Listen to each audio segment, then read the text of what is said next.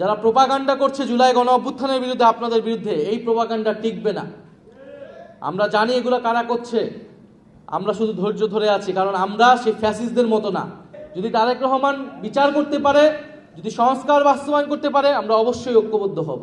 ফ্যাসিবাদকে রোধ করার প্রশ্নে আমরা ঐক্যবদ্ধ হব। কিন্তু আপনি কিছুই করবেন না, আপনি শুধু বিভিন্ন জায়গায় ঘুরে বেড়াবেন, বিভিন্ন কার্ড বিতরণ করবেন, আর আপনার লোকেরা দুর্নীতি করবে, আপনার লোকেরা সন্ত্রাস করবে, আমাদের ছোট ভাইয়ের লোক চোখ কেড়ে নিবে, চাঁদাবাজি করবেন, টেন্ডারবাজি করবেন, আর আপনারা জাতীয় ঐক্যে, আপনাদের জাতীয় ঐক্যে আমাদেরকে যেতে হবে। এরকম জাতীয় ঐক্যের সাথে বাংলাদেশের জনগণ নাই, এনসিপি নাই। আমরা মনে করি জনগণের ভিতরে ঐক্য আছে। অনেকে বলে জুলাইয়ের ঐক্য, জুলাইয়ের ঐক্য জনগণের ভিতরে আছে, মানুষের ভিতরে ঐক্য আছে। মানুষ বৈষম্যের বিরুদ্ধে এখন ঐক্যবদ্ধ, দুর্নীতির বিরুদ্ধে এখন ঐক্যবদ্ধ, চাঁদাবাজির বিরুদ্ধে ঐক্যবদ্ধ, সন্ত্রাসের বিরুদ্ধে ঐক্যবদ্ধ। সেই ঐক্য আপনারা অচিরেই দেখতে পাবেন। সেই ঐক্য আপনাদেরকেও ফেস করতে হবে। যদি আপনারা এখনো সময় আছে, যদি না শুধরান, 5 মাস যদি বলেন সময় দিতে হবে, সময় দিতেও আমরা প্রস্তুত আছি। কিন্তু এইভাবে আপনারা যদি সুশাসন দিতে না পারেন, তাহলে তো দেশ চালাতে আপনারা পারবেন না। তারা বলতেছে যে আমরা তো নির্বাচিত হয়ে আসছি। তো নির্বাচিত হয়ে আসা মানেই যে আপনি 5 বছর থাকবেন, এটা আপনাকে কে বলছে?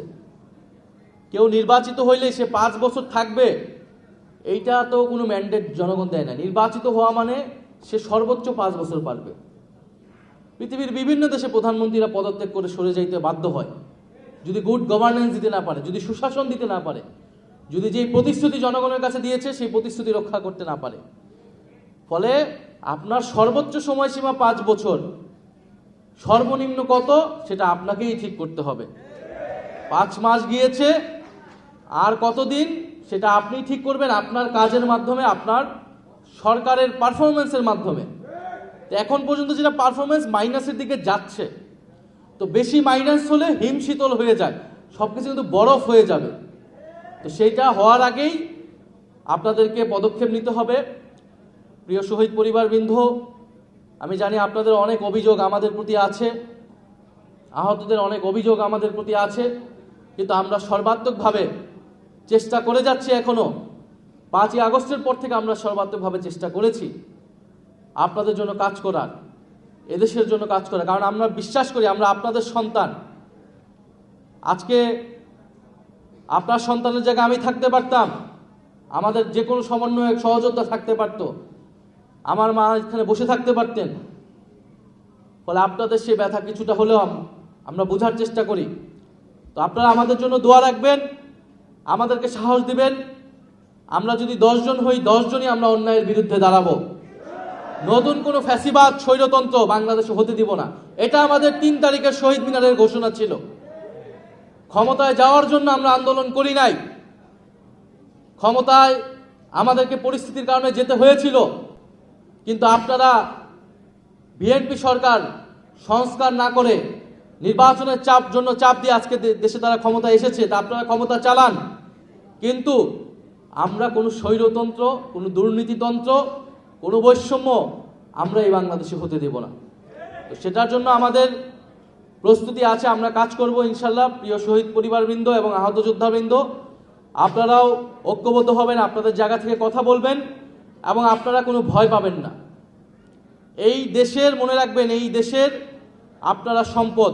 আপনাদের সন্তানরা আপনাদের অঙ্গহানির বিনিময়ে এই দেশ স্বাধীন হয়েছে।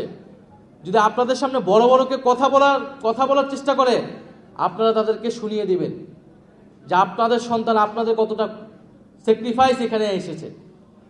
যারা প্রোপাগান্ডা করছে জুলাই গণ অভ্যুত্থানের বিরুদ্ধে, আপনাদের বিরুদ্ধে, এই প্রোপাগান্ডা টিকবে না। আমরা জানি এগুলো কারা করছে। আমরা শুধু ধৈর্য ধরে আছি, কারণ আমরা সেই ফ্যাসিস্টদের মতো না। আমরা আইনের শাসনে বিশ্বাস করি, আমরা এই জন্য আইন হাতে তুলে নেই না। কিন্তু আমাদের প্রতিরোধ সেটা 5ই আগস্ট পর্যন্ত আমরা দেখিয়েছি, প্রয়োজনে আবারও দেখাবো।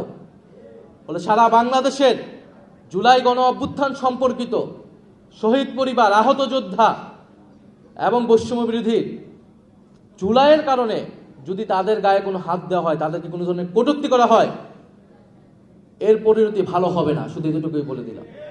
যারা এটা করছে, সে যেই দলেরই হোক না কেন, যেই মিডিয়া হোক না কেন, আমরা সেটা নজরে রাখছি।